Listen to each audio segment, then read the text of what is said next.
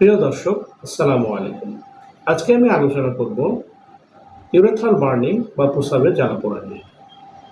প্রস্রাবের জ্বালাপোড়া আমাদের একটি কমন সমস্যা। বাংলাদেশের বেশিরভাগ মহিলা তার জীবদ্দশায় ২-৩ বার প্রস্রাবের জ্বালাপোড়ায় আক্রান্ত হয় এবং প্রস্রাবের জ্বালাপোড়া হলে সবারই একটি সাধারণ ধারণা এটি প্রস্রাবের ইনফেকশন।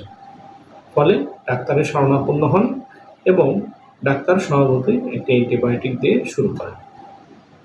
অ্যান্টিবায়োটিক খাওয়ার পর দেখা যায় যে প্রস্রাবের জ্বালাপোড়া কিছুদিন কমে যায়, তারপর আবার প্রস্রাবের জ্বালাপোড়া শুরু হয়ে যায়। প্রস্রাবের জ্বালাপোড়া মানেই যে প্রস্রাবের ইনফেকশন তা কিন্তু নয়। প্রস্রাবের ইনফেকশনের একটি উপসর্গ প্রস্রাবের জ্বালাপোড়া, কিন্তু প্রস্রাবের জ্বালাপোড়া হলে ইনফেকশন ছাড়াও আরও কিছু কিছু অসুখ হয়ে থাকে।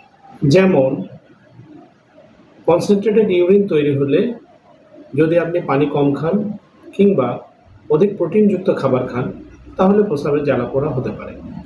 আবার পাথরের কারণেও প্রস্রাবের জ্বালাপোড়া হয়।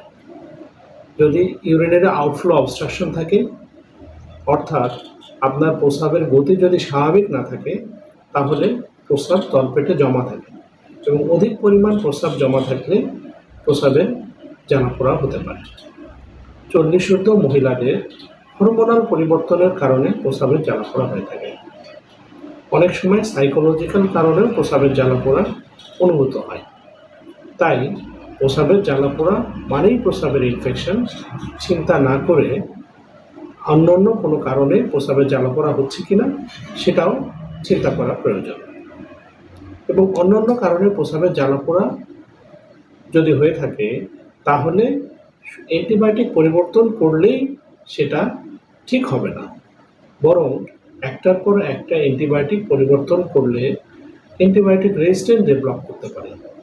আমাদের দেশে অ্যান্টিবায়োটিক রেজিস্ট্যান্স একটি কমন সমস্যা এবং এমন এক সময় আসবে যখন কোনো অ্যান্টিবায়োটিকই আপনার শরীরে কাজ করবে না।